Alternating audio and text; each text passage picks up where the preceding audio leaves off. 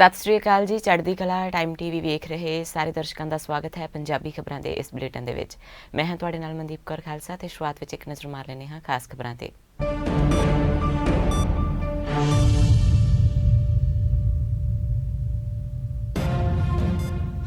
ਪ੍ਰਧਾਨ ਮੰਤਰੀ ਨਰਿੰਦਰ ਮੋਦੀ ਨੇ ਵਾਰਾਣਸੀ ਨੂੰ ਦਿੱਤੀ 600 ਕਰੋੜ ਰੁਪਏ ਦੇ ਪ੍ਰੋਜੈਕਟਾਂ ਦੀ ਸੌਗਾਤ। ਕਈ ਪ੍ਰੋਜੈਕਟਾਂ ਦਾ ਰੱਖਿਆ ਨੀਂਹ ਪੱਥਰ, ਕਈਆਂ ਦਾ ਕੀਤਾ ਉਦਘਾਟਨ।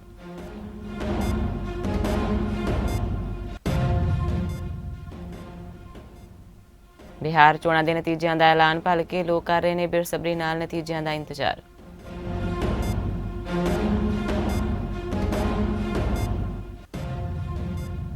ਸ੍ਰੀ ਕਰਤਾਰਪੁਰ ਸਾਹਿਬ ਦਾ ਲਾਂਘਾ ਖੁੱਲ੍ਹਣ ਨੂੰ ਅੱਜ 1 ਸਾਲ ਦਾ ਸਮਾਂ ਪੂਰਾ। ਮੁੱਖ ਮੰਤਰੀ ਕੈਪਟਨ ਅਮਰਿੰਦਰ ਸਿੰਘ ਨੇ ਸਿੱਖ ਸੰਗਤਾਂ ਨੂੰ ਦਿੱਤੀਆਂ ਵਧਾਈਆਂ। ਕਿਹਾ ਜਲਦ ਖੁੱਲ੍ਹਣਾ ਚਾਹੀਦਾ ਕਰਤਾਰਪੁਰ ਦਾ ਲਾਂਘਾ।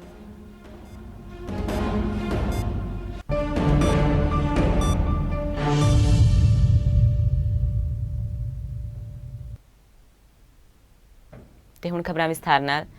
ਪ੍ਰਧਾਨ ਮੰਤਰੀ ਨਰਿੰਦਰ ਮੋਦੀ ਨੇ ਆਪਣੇ ਸੰਸਦੀ ਖੇਤਰ ਵਾਰਾਣਸੀ ਵਿੱਚ 600 ਕਰੋੜ ਰੁਪਏ ਦੀ ਸੌਗਾਤ ਦਿੱਤੀ ਹੈ। ਪ੍ਰਧਾਨ ਮੰਤਰੀ ਨੇ 30 ਵਿਕਾਸ ਪ੍ਰੋਜੈਕਟਾਂ ਦਾ ਉਦਘਾਟਨ ਅਤੇ ਨੀਂਹ ਪੱਥਰ ਰੱਖਿਆ।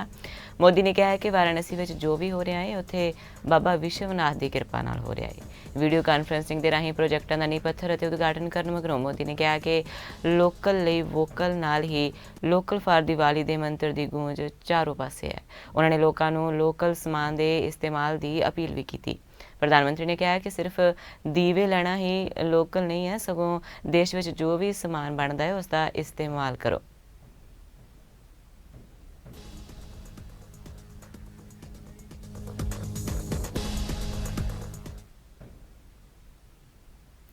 ਬਿਹਾਰ ਵਿੱਚ ਕਿਸ ਦੀ ਸਰਕਾਰ ਹੋਵੇਗੀ? ਇਸ ਸਵਾਲ ਦਾ ਜਵਾਬ ਹਰ ਕੋਈ ਜਾਣਨਾ ਚਾਹੁੰਦਾ ਹੈ। 10 ਨਵੰਬਰ ਯਾਨੀ ਕੱਲ੍ਹ ਨਤੀਜਿਆਂ ਦਾ ਐਲਾਨ ਹੋਵੇਗਾ। ਇਸ ਨਾਲ ਬਿਹਾਰ ਦੇ ਬਿਗ ਬੌਸ ਦਾ ਵੀ ਫੈਸਲਾ ਹੋ ਜਾਵੇਗਾ। ਬਿਹਾਰ ਚੋਣਾਂ ਵਿੱਚ 243 ਸੀਟਾਂ ਤੇ ਵੋਟਿੰਗ ਹੋਈ ਹੈ। 243 ਸੀਟਾਂ ਤੇ ਲਈ 3755 ਉਮੀਦਵਾਰਾਂ ਦੀ ਕਿਸਮਤ ਅਜਮਾਈ ਗਈ ਹੈ। ਨਿਤਿਸ਼ ਕੁਮਾਰ, ਚਿਰਾਗ ਪਾਸਵਾਨ ਜਾਂ ਫਿਰ ਤੇਜਸਵੀ ਯਾਦਵ ਮੁੱਖ ਰੂਪ ਨਾਲ ਮੁੱਖ ਮੰਤਰੀ ਦੀ ਦੌੜ ਵਿੱਚ ਨੇ। ਇਹ ਵੇਖਣਾ ਦਿਲਚਸਪ ਹੋਵੇਗਾ ਕਿ ਬਿਹਾਰ ਦੀ ਸੱਤਾ ਦੀ ਚਾਬੀ ਕਿਸ ਦੇ ਹੱਥ ਹੁੰਦੀ ਹੈ।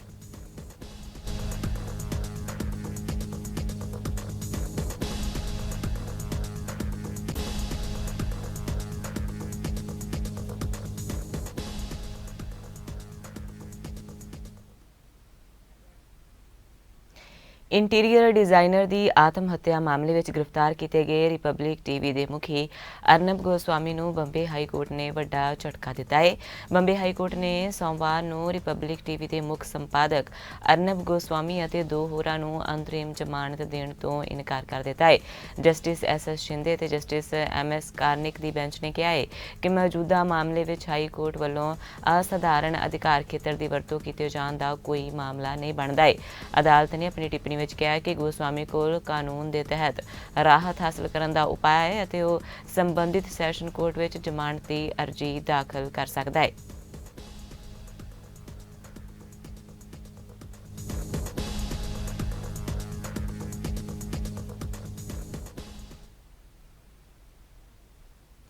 ਸਿਰਫ ਦਿੱਲੀ ਹੀ ਨਹੀਂ, ਦੇਸ਼ ਭਰ ਦੇ ਪਟਾਕਾ ਕਾਰੋਬਾਰੀਆਂ ਨੂੰ ਨੈਸ਼ਨਲ ਗ੍ਰੀਨ ਟ੍ਰਿਬਿਊਨਲ ਦੇ ਆਦੇਸ਼ ਦੇ ਨਾਲ ਵੱਡਾ ਝਟਕਾ ਲੱਗਾ ਹੈ। NGT ਦੇ ਅਨੁਸਾਰ ਨਾ ਸਿਰਫ ਦਿੱਲੀ NCR ਬਲਕਿ ਦੇਸ਼ ਭਰ ਦੇ ਉਹਨਾਂ ਸਾਰੇ ਸ਼ਹਿਰਾਂ ਵਿੱਚ ਪਟਾਕੇ ਚਲਾਉਣ ਤੇ ਪਾਬੰਦੀ ਹੋਵੇਗੀ ਜੋ NGT ਦੇ ਤਾਜ਼ਾ ਹੁਕਮਾਂ ਦੇ ਦਾਇਰੇ ਵਿੱਚ ਆਉਣਗੇ।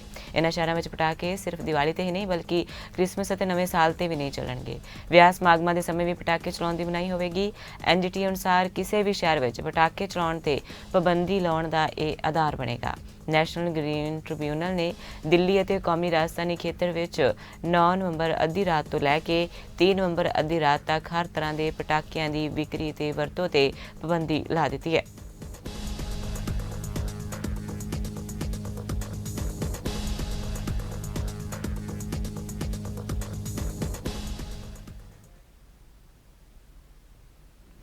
ਅਮਰੀਕਾ ਦੇ ਉੱਘੇ ਕਾਰੋਬਾਰੀ ਸੰਤ ਸਿੰਘ ਛਤਵਾਲ ਨੇ ਅਮਰੀਕਾ ਵਿੱਚ ਜੋ ਬਾਈਡਨ ਦੀ ਜਿੱਤ ਤੇ ਖੁਸ਼ੀ ਦਾ ਇਜ਼ਹਾਰ ਕੀਤਾ ਹੈ। ਉਹਨਾਂ ਕਿਹਾ ਹੈ ਕਿ ਬਾਈਡਨ ਦੀ ਜਿੱਤ ਨਾਲ ਭਾਰਤ ਨੂੰ ਫਾਇਦਾ ਮਿਲੇਗਾ।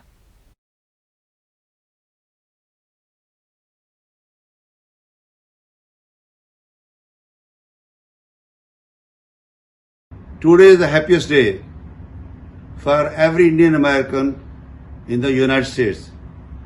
You have 4 million of us over here. I want to congratulate every Indian America in this country and also whole India as a country. I must say, Joe Biden has been very much pro-India. I have personal experience with him.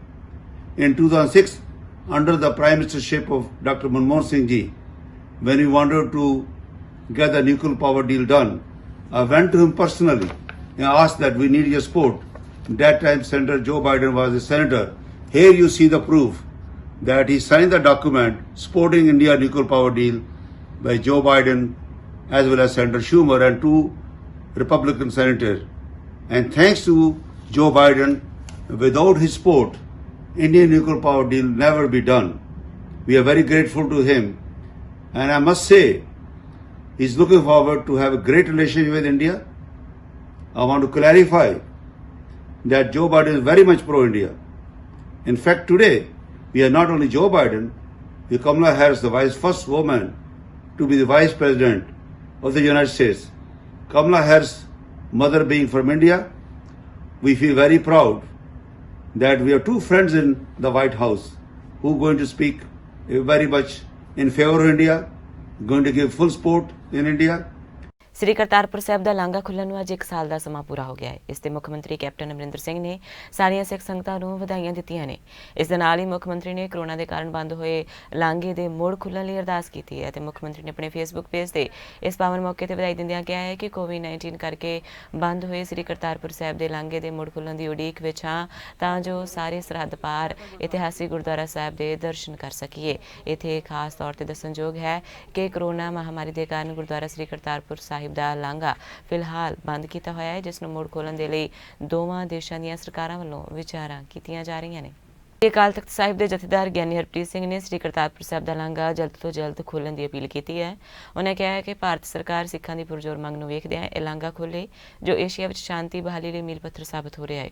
ਜਿਹੜਾ Kartarpur corridor ਹੈ, ਇਹਨੇ Asia ਖਿੱਤੇ ਦੇ ਵਿੱਚ ਸ਼ਾਂਤੀ ਸਥਾਪਿਤ ਕਰਨ ਦੇ ਲਈ ਇੱਕ ਮੀਲ ਪੱਥਰ ਸਾਬਤ ਹੋਣਾ ਔਰ ਹੋ ਵੀ ਰਿਹਾ ਸੀ, ਕਿਉਂਕਿ ਦੋਨਾਂ ਹੀ ਮੁਲਕਾਂ ਦੇ, ਚਾਹੇ ਪਾਕਿਸਤਾਨ ਹੈ ਚਾਹੇ ਹਿੰਦੁਸਤਾਨ ਹੈ, ਦੋਨਾਂ ਹੀ ਮੁਲਕਾਂ ਦੇ ਜਿਹੜੇ ਲੋਕ ਹੈ ਉਹ ਅਮਨ ਚਾਹੁੰਦੇ ਆ। ਪਰ ਮੈਨੂੰ ਲੱਗਦਾ ਕਿ ਕਿਤੇ ਨਾ ਕਿਤੇ ਦੋਨਾਂ ਹੀ ਮੁਲਕਾਂ ਦੀ ਜਿਹੜੀ ਇੰਟਰਨਲ ਪੋਲਿਟਿਕਸ ਹੈ ਉਹੀ ਜਿਹੜਾ ਮਾਮਲੇ ਨੂੰ ਜਿਹੜਾ ਹੈ ਵਿਗਾੜਨ ਦੇ ਲਈ ਜਿਹੜਾ ਜਦੋਜਹਿਦੀ ਕਰ ਰਹੀ ਹੈ। ਐਸਾ ਹੋਣਾ ਨਹੀਂ ਚਾਹੀਦਾ ਕਿ ਜੇ ਦੋਨੋਂ ਹੀ ਮੁਲਕ ਸ਼ਾਂਤੀ ਸਥਾਪਿਤ ਕਰਨਾ ਚਾਹੁੰਦੇ ਆ, ਭਾਰਤ ਵੀ ਸ਼ਾਂਤੀ ਸਥਾਪਿਤ ਕਰਨਾ ਚਾਹੁੰਦਾ ਹੈ, ਪਾਕਿਸਤਾਨ ਵੀ ਸ਼ਾਂਤੀ ਚਾਹੁੰਦਾ ਹੈ, ਤੇ ਉਹਦੇ ਲਈ ਕਰਤਾਰਪੁਰ ਕੋਰੀਡੋਰ ਜਿਹੜਾ ਹੈਗਾ ਇਹ ਬਿਹਤਰ ਵਿਕਲਪ ਹੈ। ਤੇ ਇਹਨੂੰ ਬੰਦ ਕੀਤਾ ਬੇਸ਼ੱਕ ਕਰੋਨਾ ਮਹਾਮਾਰੀ ਕਾਰਨ ਬੰਦ ਕੀਤਾ ਗਿਆ ਸੀ, ਪਾਕਿਸਤਾਨ ਵਾਲੇ ਪਾਸੇ ਇਹ ਖੋਲ੍ਹ ਦਿੱਤਾ ਗਿਆ, ਲੇਕਿਨ ਭਾਰਤ ਸਰਕਾਰ ਨੇ ਅਜੇ ਵੀ ਇਹ ਲਾਂਘਾ ਜਿਹੜਾ ਉਹ ਖੋਲ੍ਹਿਆ ਨਹੀਂ ਹੈ। ਜਦ ਕਿ ਧਾਰਮਿਕ ਸਥਾਨ ਜਿਹੜੇ ਆ ਤਕਰੀਬਨ ਸਾਰੇ ਹੀ ਭਾਰਤ ਦੇ ਅੰਦਰ ਖੁੱਲ੍ਹ ਚੁੱਕੇ ਆ, ਤਾਂ ਕਿਤੇ ਨਾ ਕਿਤੇ ਹੁਣ ਕੋਰੀਡੋਰ ਨੂੰ ਬੰਦ ਰੱਖਣ ਦਾ ਜਿਹੜਾ ਹੈ ਉਹ ਮਤਲਬ ਨਹੀਂ ਬਣਦਾ ਹੈ। ਤਾਂ ਕਰਤਾਰਪੁਰ ਕੋਰੀਡੋਰ ਜਿਹੜਾ ਭਾਰਤ ਸਰਕਾਰ ਨੂੰ ਬਿਨਾਂ ਦੇਰੀ ਕੀਤੇ ਖੋਲ੍ਹਣਾ ਚਾਹੀਦਾ, ਤਾਂ ਕਿ ਭਾਰਤ ਦੇ ਲੋਕ, ਕਿਉਂਕਿ ਦਰਸ਼ਨ ਕਰਨ ਵਾਸਤੇ ਸ੍ਰੀ ਕਰਤਾਰਪੁਰ ਸਾਹਿਬ ਦੇ ਸਿੱਖ ਹੀ ਨਹੀਂ ਜਾ ਰਹੇ, ਪੂਰੇ ਭਾਰਤ ਦੇ ਲੋਕ ਜਿਹੜੇ ਉਹ ਜਾ ਰਹੇ ਹੈ। ਕਥਿਤ ਵਜ਼ੀਫਾ ਘੁਟਾਲੇ ਵਿੱਚ ਹੋਏ ਕਰੋੜਾਂ ਰੁਪਏ ਦੇ ਘੁਟਾਲੇ ਦੇ ਵਿਰੋਧ ਵਿੱਚ ਸ਼੍ਰੋਮਣੀ ਅਕਾਲੀ ਦਲ ਵੱਲੋਂ ਫਗਵਾੜਾ ਤੋਂ ਕਾਂਗਰਸੀ ਵਿਧਾਇਕ ਬਲਵਿੰਦਰ ਸਿੰਘ ਧਾਲੀਵਾਲ ਦੇ ਘਰ ਦਾ ਘਿਰਾਓ ਕਰਨ ਦੀ ਕੋਸ਼ਿਸ਼ ਕੀਤੀ ਗਈ, ਪਰ ਪੁਲਿਸ ਨੇ ਬੈਰੀਕੇਡ ਲਗਾ ਕੇ ਸ਼੍ਰੋਮਣੀ ਅਕਾਲੀ ਦਲ ਦੇ ਆਗੂਆਂ ਤੇ ਵਰਕਰਾਂ ਨੂੰ ਰੋਕ ਲਿਆ। ਇਸ ਦੌਰਾਨ ਪਾਰਟੀ ਪ੍ਰਧਾਨ ਸੁਖਬੀਰ ਸਿੰਘ ਬਾਦਲ ਅਤੇ ਸੀਨੀਅਰ ਅਕਾਲੀ ਆਗੂ ਬਿਕਰਮ ਸਿੰਘ ਮਜੀਠੀਆ ਦੀ ਅਗਵਾਈ ਵਿੱਚ ਵਰਕਰਾਂ ਵੱਲੋਂ ਕਾਂਗਰਸੀ ਵਿਧਾਇਕ ਬਲਵਿੰਦਰ ਸਿੰਘ ਧਾਲੀਵਾਲ ਦੇ ਘਰ ਵੱਲ ਰੋਸ ਮੁਜ਼ਾਹਰਾ ਕੀਤਾ ਗਿਆ। ਇਸ ਤੋਂ ਪਹਿਲਾਂ ਸ਼੍ਰੋਮਣੀ ਅਕਾਲੀ ਦਲ ਵੱਲੋਂ ਕਾਂਗਰਸੀ ਵਿਧਾਇਕ ਬਲਵਿੰਦਰ ਸਿੰਘ ਧਾਲੀਵਾਲ ਦੇ ਖਿਲਾਫ ਧਰਨਾ ਵੀ ਲਾਇਆ ਗਿਆ ਸੀ। ਇਸ ਦੌਰਾਨ ਸੁਖਬੀਰ ਸਿੰਘ ਬਾਦਲ ਨੇ ਧਰਨੇ ਵਿੱਚ ਵੱਡੀ ਗਿਣਤੀ 'ਚ ਜੁਟਣ ਲਈ ਵਰਕਰਾਂ ਦਾ ਧੰਨਵਾਦ ਕੀਤਾ। ਉਹਨਾਂ ਨੇ ਕਿਹਾ ਹੈ ਕਿ ਦੇ ਲਾਲਚ ਨੇ ਗਰੀਬ ਵਿਦਿਆਰਥੀਆਂ ਦਾ ਭਵਿੱਖ ਖਰਾਬ ਕੀਤਾ ਹੈ। ਸਾਰੇ ਕਿਰਪਾ ਕਰਕੇ ਬਹੁਤ ਮਿਹਰਬਾਨੀ, ਤੁਸੀਂ ਸਾਰੇ ਸਹਿਯੋਗ ਦੇ ਰਹੇ ਹੋ, ਤੁਸੀਂ ਬੜੇ ਕੋਈ ਬੰਦਾ ਵੀ ਪਹਿਲਾਂ ਜਾਣ ਦੇ ਵਾਸਤੇ ਕੋਈ ਵੋਟਾਂ ਪਾ ਕੇ ਮਿਹਨਤ ਕਰਕੇ ਉਹਨਾਂ ਦੇ ਕਹਿਣ ਤੇ ਤੁਸੀਂ ਜਗਦੀਪ ਬਾਦਲ ਦੀ ਯੂਥ ਵਿੰਗ ਦੀ ਪ੍ਰਧਾਨ ਬਣਨ ਮਗਰੋਂ ਪੰਜਾਬੀ ਗਾਇਕ ਅਨਮੋਲ ਗਗਨ ਮਾਨ ਨੇ ਪ੍ਰੈਸ ਕਾਨਫਰੰਸ ਕਰਕੇ ਪੰਜਾਬ ਦੀ ਕੈਪਟਨ ਸਰਕਾਰ ਤੇ ਜੰਮ ਕੇ ਨਿਸ਼ਾਨੇ ਸਾਧੇ। ਉਹਨਾਂ ਕਿਹਾ ਕਿ ਪੰਜਾਬ ਵਿੱਚ ਜਿਹੜਾ ਕਿਸਾਨੀ ਅੰਦੋਲਨ ਚੱਲ ਰਿਹਾ ਹੈ ਇਹ ਕੋਈ ਅੱਜ ਦਾ ਮੁੱਦਾ ਨਹੀਂ ਬਲਕਿ ਆਜ਼ਾਦੀ ਤੋਂ ਲੈ ਕੇ ਹੁਣ ਤੱਕ ਪੰਜਾਬ ਦੇ ਕਿਸਾਨ ਅਤੇ ਲੋਕ ਪਰੇਸ਼ਾਨ ਨੇ। ਉਹਨਾਂ ਕਿਹਾ ਕਿ ਨੌਜਵਾਨ ਰੁਜ਼ਗਾਰ ਚਾਹੁੰਦੇ ਨੇ, ਨੌਜਵਾਨ ਮਜਬੂਰੀ ਵਸ ਵਿਦੇਸ਼ ਜਾ ਰਹੇ ਨੇ। ਮਾਨ ਨੇ ਕਿਹਾ ਹੈ ਕਿ ਉਹ ਦਿਨ ਦੂਰ ਨਹੀਂ ਜਦੋਂ ਪੰਜਾਬ ਵਿੱਚ ਸਿਰਫ ਬਜ਼ੁਰਗ ਹੀ ਰਹਿ ਜਾਣਗੇ। ਉਹਨਾਂ ਕਿਹਾ ਕਿ ਬੇਰੁਜ਼ਗਾਰੀ ਦੇ ਮਾਰੇ ਨੌਜਵਾਨ ਨਸ਼ਿਆਂ ਦੀ ਦਲਦਲ ਵਿੱਚ ਵੀ ਧੱਸਦੇ ਜਾ ਰਹੇ ਨੇ ਅਤੇ ਪੰਜਾਬ ਦੀ ਕਾਂਗਰਸ ਸਰਕਾਰ ਕਹਿ ਰਹੀ ਹੈ ਕਿ ਖਜ਼ਾਨਾ ਖਾਲੀ ਹੈ, ਪਰ ਜਿੱਥੋਂ ਦੇ ਲੋਕ ਮਿਹਨਤੀ ਹੁੰਦੇ ਨੇ ਉੱਥੇ ਖਜ਼ਾਨਾ ਕਦੇ ਖਾਲੀ ਹੋ ਨਹੀਂ ਸਕਦਾ। ਮਾਨ ਨੇ ਕਿਹਾ ਕਿ ਕਿਸਾਨਾਂ ਨੂੰ ਹਰੇਕ ਫਸਲ ਤੇ MSP ਵੀ ਅਸੀਂ ਦੇਵਾਂਗੇ। ਉਹਨਾਂ ਮੁੱਖ ਮੰਤਰੀ ਤੇ ਵਿਅੰਗ ਕੱਸਦਿਆਂ ਕਿਹਾ ਕਿ ਕੈਪਟਨ ਦੇ ਸਰੀਰ ਤੇ ਮੋਟੀ ਚਰਬੀ ਚੜੀ ਹੋਈ ਹੈ, ਇਸ ਦੇ ਕਾਰਨ ਉਹਨਾਂ ਤੇ ਕਿਸੇ ਗੱਲ ਦਾ ਅਸਰ ਨਹੀਂ ਹੋ ਰਿਹਾ। ਸੋ ਅੱਜ ਇਹ ਪ੍ਰੈਸ ਕਾਨਫਰੰਸ ਰੱਖੀ ਗਈ ਹੈ, ਤੁਸੀਂ ਸਾਰੇ ਜਣੇ ਆਏ ਹੋ ਕਿਉਂਕਿ ਪੰਜਾਬ ਦੇਖੋ ਮੇਨ ਫੋਕਸ ਅੱਜ ਦੇ ਟਾਈਮ ਬੇਰੁਜ਼ਗਾਰ ਆ ਨੌਜਵਾਨ ਨੂੰ ਕੰਮ ਚਾਹੀਦਾ ਹੈ, ਨੌਜਵਾਨ ਨੂੰ ਇੱਕ ਖੁਸ਼ੀਆਂ ਚਾਹੀਦੀਆਂ, ਬੇਫਿਕਰ ਵਾਲਾ ਜ਼ਿੰਦਗੀ ਚਾਹੀਦੀ ਆ। ਉਹਦਾ ਜੀ ਨਹੀਂ ਕਰਦਾ ਕਿ ਪੰਜਾਬ ਦੀ ਧਰਤੀ ਛੱਡ ਕੇ ਉਹ ਵਿਦੇਸ਼ਾਂ 'ਚ ਜਾ ਕੇ ਵਸੇ। ਜੇ ਇਹੀ ਹਾਲਾਤ ਪੰਜਾਬ ਦੇ ਵਿੱਚ ਰਹੇ ਤਾਂ ਇੱਕ ਦਿਨ ਪੰਜਾਬ ਦੇ ਵਿੱਚ ਕੁਝ ਬਜ਼ੁਰਗ ਹੀ ਰਹਿ ਜਾਣਗੇ, ਨੌਜਵਾਨ ਖਾਲੀ ਕਰਕੇ ਬਾਹਰ ਚੱਲ ਜਾਣਗੇ। ਸੋ ਨੌਜਵਾਨਾਂ ਨੇ ਹੀ ਦੇਸ਼ ਨੂੰ ਬਣਾਉਣਾ ਹੈ, ਅੱਗੇ ਹੋ ਕੇ ਤੁਰਨਗੇ ਕਿਉਂਕਿ ਨਵਾਂ ਸੋਚ ਹੈ, ਨਵਾਂ ਜੋਸ਼ ਉਹਨਾਂ 'ਚ, ਜਨੂਨ ਹੈ। ਸੋ ਨੌਜਵਾਨਾਂ ਨੂੰ ਅੱਗੇ ਨਾਲ ਲੈ ਕੇ ਤੁਰਨਾ ਮੇਰਾ ਏਮ ਆ। ਆਲਰੇਡੀ ਜਿਹੜੀ ਇਸ ਟਾਈਮ ਆ ਪੰਜਾਬ ਦੀ ਨੌਜਵਾਨ ਪੀੜ੍ਹੀ ਕਾਫੀ ਅਵੇਅਰ ਹੋ ਚੁੱਕੀ ਆ। ਜਿਹੜੇ ਮੌਜੂਦਾ ਹਾਕਮ ਨੇ ਇਸ ਗੱਲ ਤੋਂ ਡਰਦੇ ਨੇ, ਉਹਨਾਂ ਨੂੰ ਪਤਾ ਕਿ ਨੌਜਵਾਨ ਜੇ ਭੜਕ ਗਏ ਤਾਂ ਇਹਨਾਂ ਨੇ ਸਾਡੀਆਂ ਜਿਹੜੀਆਂ ਵੱਡੇ ਮੀਨਾਰ ਅਸੀਂ ਬੁਣੇ ਹੋਏ ਨੇ, ਖੜਾਏ ਹੋਏ ਨੇ, ਉਹ ਢਹਿੰਦਿਆਂ ਨੂੰ ਦੇਰ ਨਹੀਂ ਲੱਗਣੀ। ਇਹਨਾਂ ਨੇ ਪੰਜਾਬ ਦੇ ਨੌਜਵਾਨ ਨੂੰ ਨਸ਼ਿਆਂ 'ਚ ਦਲਦਲ ਦੇ ਵਿੱਚ ਵਸਾਇਆ ਹੋਇਆ, ਤਾਂ ਵਸਾਇਆ ਕਿਉਂਕਿ ਇਹਨਾਂ ਦੇ ਗੰਦੀਆਂ ਕਰਤੂਤਾਂ ਉੱਤੇ ਨੌਜਵਾਨਾਂ ਦੀ ਨਿਗਾਹ ਨਾ ਜਾਵੇ।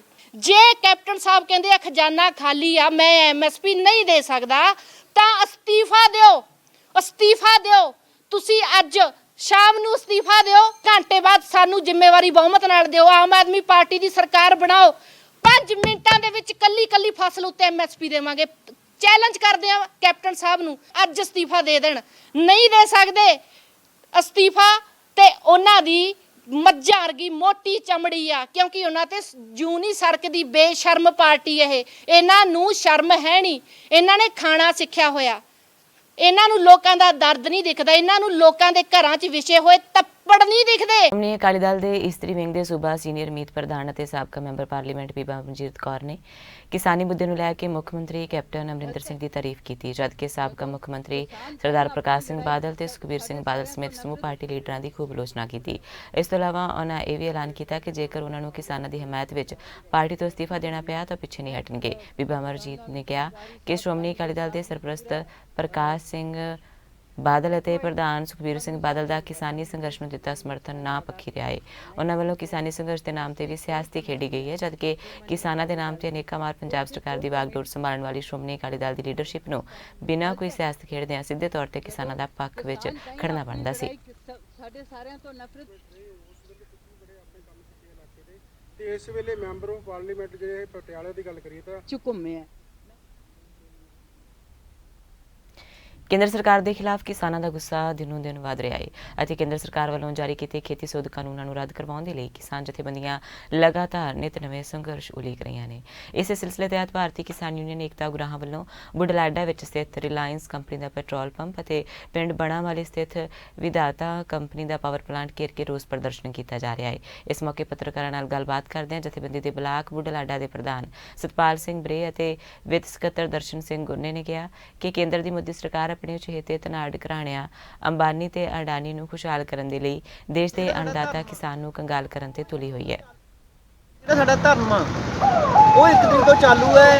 ਅੱਜ 9 ਤਰੀਕ ਹੋ ਗਈ, 40 ਦਿਨ ਹੋ ਗਏ ਸਾਨੂੰ ਧਰਨੇ ਦੇ ਬੈਠਿਆਂ ਨੂੰ। ਜਿਹੜਾ ਸਾਡਾ ਇਹ ਮੋਦੀ ਨੇ ਕਾਲੇ ਕਾਨੂੰਨ ਲਾਗੂ ਕੀਤੇ ਨੇ ਉਹਨਾਂ ਨੂੰ ਰੱਦ ਕਰਾਉਣ ਲਈ ਸਾਡਾ ਇਹ ਜਿਹੜਾ ਸੰਘਰਸ਼ ਉਹ ਚੱਲ ਰਿਹਾ ਹੈ। ਇਹ ਸਾਡੇ ਪੰਜਾਬ ਦੀ, ਸਾਡੇ ਕਿਸਾਨਾਂ ਦੀ ਹੋਂਦ ਬਚਾਉਣ ਦਾ ਸਵਾਲ ਹੈ, ਕਿਉਂਕਿ ਜਦੋਂ ਸਾਡੀ ਹੋਂਦ ਹੀ ਨਾ ਰਹੀ ਫਿਰ ਸਾਡਾ ਕਿਸਾਨ ਹੋਣ ਦਾ ਕੀ ਮਤਲਬ ਰਹਿ ਜਾਣਾ। ਅਸੀਂ ਜਿੰਨਾ ਚਿਰ ਇਹ ਮੋਦੀ ਦੇ ਕਾਲੇ ਕਾਨੂੰਨ ਆ ਜਿਹੜੇ ਕਿਸਾਨਾਂ ਤੇ ਲਾਗੂ ਕੀਤੇ ਹੋਏ ਨੇ, ਜਿੰਨਾ ਚਿਰ ਰੱਦ ਨਹੀਂ ਕੀਤੇ ਜਾਂਦੇ, ਉਹਨਾਂ ਚਿਰ ਜਿਹੜਾ ਸਾਡਾ ਸੰਘਰਸ਼ ਜਾਰੀ ਰੱਖਾਂਗੇ।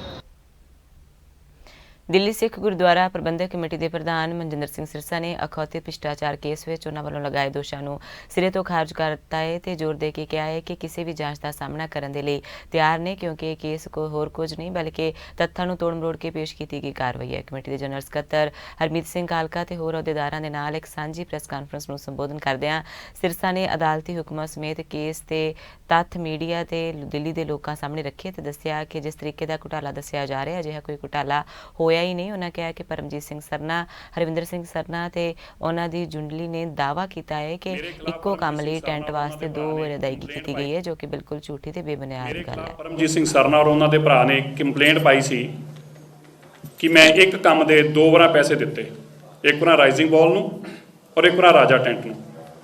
ਦੂਜੀ ਇਹ ਸੀ ਕਿ ਮੈਂ ਬੀਜੇਪੀ ਦਾ ਕੋਈ ਪ੍ਰੋਗਰਾਮ ਕੀਤਾ ਔਰ ਤੀਜੀ ਇਹ ਸੀ ਕਿ ਮੈਂ ਚਸ਼ਮੇ ਖਰੀਦੇ। ਜਿਹੜਾ ਕੰਮ ਕੀਤਾ ਸੀਗਾ ਉਹ ਕੋਰਟ ਦੇ ਅੰਦਰ ਮੈਂ ਤੁਹਾਨੂੰ ਕਾਗਜ਼ ਹੁਣੇ ਪ੍ਰੋਵਾਈਡ ਕਰੂੰਗਾ। ਇਹ ਕੰਮ ਦੇ ਆਰਡਰ ਸਰਦਾਰ ਮਨਜੀਤ ਸਿੰਘ ਜੀਕੇ ਸਾਹਿਬ ਨੇ ਦਿੱਤਾ ਔਰ ਬਕਾਇਦਾ ਆਪਣੀ ਹੈਂਡ ਰਾਈਟਿੰਗ 'ਚ ਉਹਨਾਂ ਲਿਖਿਆ, ਮੈਂ ਤੁਹਾਨੂੰ ਪੜ੍ਹ ਦਿੰਦਾ, ਕਾਪੀ ਤੁਹਾਨੂੰ ਮੈਂ ਪ੍ਰੋਵਾਈਡ ਕਰਾ ਰਿਹਾ। ਉਹਨਾਂ ਹੈਂਡ ਰਾਈਟਿੰਗ 'ਚ ਲਿਖਿਆ balance of 3,61,054 rupees to be paid.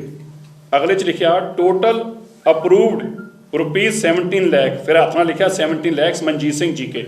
ਉਹਨਾਂ ਦੇ ਸਾਈਨ ਤੋਂ ਬਾਅਦ ਥੱਲੇ ਮੇਰੇ ਸਾਈਨ, ਇੱਥੇ ਵੀ ਉਹਨਾਂ ਦੇ ਸਾਈਨ ਤੋਂ ਬਾਅਦ ਥੱਲੇ ਮੇਰੇ ਸਾਈਨ। ਇਹ ਸਾਰੇ ਕੰਮ 27 ਕੰਮ ਇੱਕ ਤੇ 14 ਕੰਮ ਸ਼ਾਇਦ ਇੱਕ, ਇਹ ਸਾਰੇ ਜਿੰਨੇ ਉਸ 1.5 ਸਾਲ ਦੇ ਗੁਰਦੁਆਰਾ ਸਾਹਿਬਾਨਾਂ 'ਚ ਗੁਰਪੁਰਬ, ਸ਼ਹੀਦੀ ਪੁਰਬ ਜਿੰਨੇ ਵੀ ਦਿਹਾੜੇ ਹੋਏ, ਇਨਕਲੂਡਿੰਗ ਜਿਹੜੇ 1984 ਦਾ ਧਰਨਾ ਲੱਗਾ ਬੀਬੀ ਨਿਰਪ੍ਰੀਤ ਕੌਰ ਵੱਲੋਂ, ਜਿਹੜਾ ਵਿਸਾਖੀ ਮਨਾਈ ਗਈ, ਇਹ ਸਾਰੇ ਉਹ ਪ੍ਰੋਗਰਾਮਾਂ ਦੇ ਔਰ ਉਹਨਾਂ ਦੇ ਜਿਹੜੇ ਬਿੱਲ ਸੀਗੇ। ਕੰਮ ਰਾਜਾ ਟੈਂਟ ਕਰ ਰਿਹਾ ਸੀ। ਉਸ ਤੋਂ ਬਾਅਦ ਜਦੋਂ ਨੇ ਆਪਣੇ ਬਿੱਲ ਦਿੱਤੇ, ਉਹਨਾਂ ਬਿੱਲਾਂ ਦੇ ਉੱਤੇ ਉਸ ਵੇਲੇ ਸਰਵਿਸ ਟੈਕਸ ਨੰਬਰ ਨਹੀਂ ਸੀ। ਉਸ ਨੂੰ ਕਿਹਾ ਗਿਆ ਕਿ ਸਰਵਿਸ ਟੈਕਸ ਤੋਂ ਬਿਨਾਂ ਦਿੱਲੀ ਕਮੇਟੀ ਪੇਮੈਂਟ ਨਹੀਂ ਦੇਊਗੀ। ਇਹ ਗੱਲ ਪੁਲਿਸ ਨੇ ਆਪਣੀ ਇਨਵੈਸਟੀਗੇਸ਼ਨ 'ਚ ਵੀ ਦੱਸੀ ਕੋਰਟ ਨੂੰ ਕਿ ਰਾਜਾ ਟੈਂਟ ਨੇ ਕਿਹਾ ਦਿੱਲੀ ਕਮੇਟੀ ਨੇ ਪੇਮੈਂਟ ਦੇਣ ਤੋਂ ਮਨਾ ਕਰ ਦਿੱਤਾ ਸੀ ਕਿਉਂਕਿ ਉੱਥੇ ਸਰਵਿਸ ਟੈਕਸ ਨੰਬਰ ਨਹੀਂ।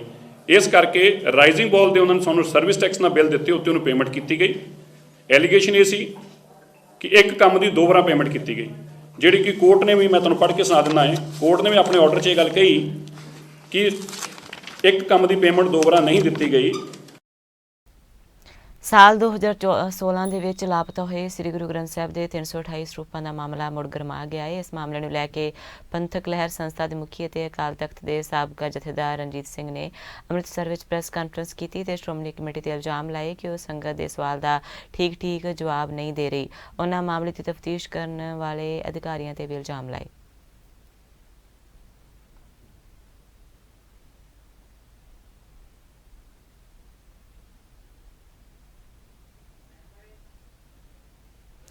ਪੰਜਾਬ ਯੂਟੀ ਮੁਲਾਜ਼ਮ ਅਤੇ ਪੈਨਸ਼ਨਰਜ਼ ਸਾਂਝਾ ਫਰੰਟ ਤਹਿਸੀਲ ਹੁਸ਼ਿਆਰਪੁਰ ਵੱਲੋਂ ਅਰਥੀ ਫੂਕ ਰੈਲੀ ਕੀਤੀ ਗਈ।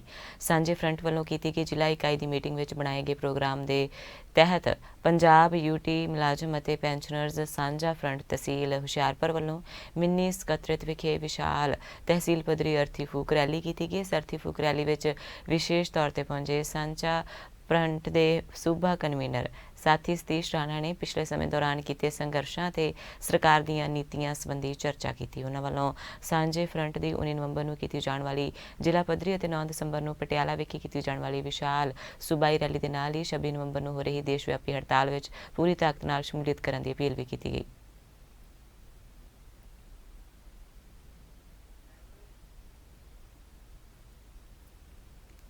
ਅੰਮ੍ਰਿਤਸਰ ਜੰਡਿਆਲਾ ਗੁਰੂ ਦੇ ਪਿੰਡ ਪਿੰਡਰ ਵਿੱਚ ਪੁਲਿਸ ਨੇ ਛਾਪੇਮਾਰੀ ਦੌਰਾਨ ਨਾਜਾਇਜ਼ ਤੌਰ ਤੇ ਸਟੋਰ ਕੀਤੇ ਪਟਾਕੇ ਬਰਾਮਦ ਕੀਤੇ। ਇਸ ਮਾਮਲੇ ਵਿੱਚ ਪੁਲਿਸ ਨੇ ਮਾਮਲਾ ਦਰਜ ਕਰਕੇ ਕਾਰਵਾਈ ਸ਼ੁਰੂ ਕਰ ਦਿੱਤੀ ਹੈ। ਪੁਲਿਸ ਅਧਿਕਾਰੀਆਂ ਦੇ ਮੁਤਾਬਕ ਮੁਲਜ਼ਮ ਮੌਕੇ ਤੋਂ ਫਰਾਰ ਹੋ ਗਿਆ, ਜਿਸ ਨੂੰ ਫੜਨ ਦੇ ਲਈ ਛਾਪੇਮਾਰੀ ਕੀਤੀ ਜਾਵੇਗੀ।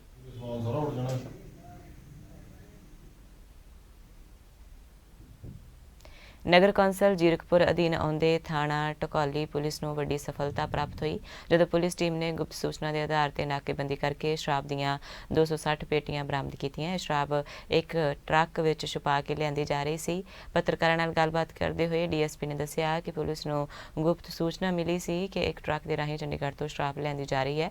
ਇਸ ਸੰਬੰਧੀ ਆਬਕਾਰੀ ਵਿਭਾਗ ਦੇ ਅਧਿਕਾਰੀਆਂ ਨੂੰ ਨਾਲ ਲੈ ਕੇ ਲਗਾਏ ਗਏ ਨਾਕੇ ਦੌਰਾਨ ਇਹ ਸ਼ਰਾਬ ਬਰਾਮਦ ਕੀਤੀ ਗਈ ਹੈ।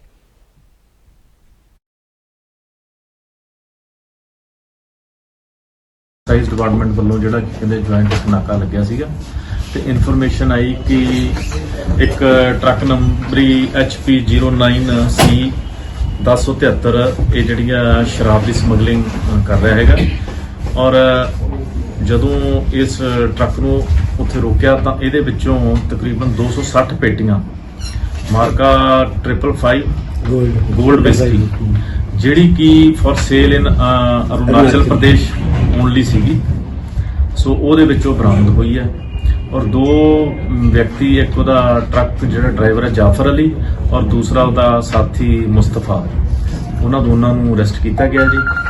ਔਰ ਉਹਨਾਂ ਦਾ 3 ਦਿਨਾਂ ਦਾ ਜਿਹੜਾ ਪੁਲਿਸ ਰਿਮਾਂਡ ਹੈ ਉਹ ਹਾਸਲ ਕੀਤਾ ਗਿਆ ਹੈ। ਔਰ ਇਹਨਾਂ ਨੇ ਪੁੱਛਗਿੱਛ 'ਚ ਇਹ ਗੱਲ ਦੱਸੀ ਹੈ ਕਿ ਵੀ ਇਹ ਜਿਹੜਾ ਟਰੱਕ ਹੈ ਉਹ ਜਗਦੀਸ਼ ਸਿੰਘ ਏਲੀਅਸ ਨੀਟੂ ਦਾ ਹੈ, ਜਿਹੜਾ ਇਹਦਾ ਟਰੱਕ ਮਾਲਕ ਹੈ। ਔਰ ਚੰਡੀਗੜ੍ਹੋਂ ਇਹਨਾਂ ਨੇ ਇਹ ਜਿਹੜੀ ਲੋਡ ਕੀਤੀ ਸੀ ਔਰ ਇਸ ਨੂੰ ਇਹਨਾਂ ਨੇ ਲਖਨਊ ਟਰਾਂਸਪੋਰਟ ਜਿਹੜਾ ਨਗਰ ਦੇ ਵਿੱਚ ਉੱਥੇ ਲੈ ਕੇ ਜਾਣੀ ਸੀ। ਪੰਜਾਬੀ ਖਬਰਾਂ ਦੇ ਇਸ ਬੁਲੇਟਿਨ ਵਿੱਚ ਫਿਲਹਾਲ ਇਹ ਨਹੀਂ। ਹੁਣ ਤੁਸੀਂ ਮੈਨੂੰ ਮਨਦੀਪ ਕੌਰ ਖਾਲਸਾ ਨੂੰ ਦਿਓ ਆ ਗਿਆ। ਧੰਨਵਾਦ ਜੀ।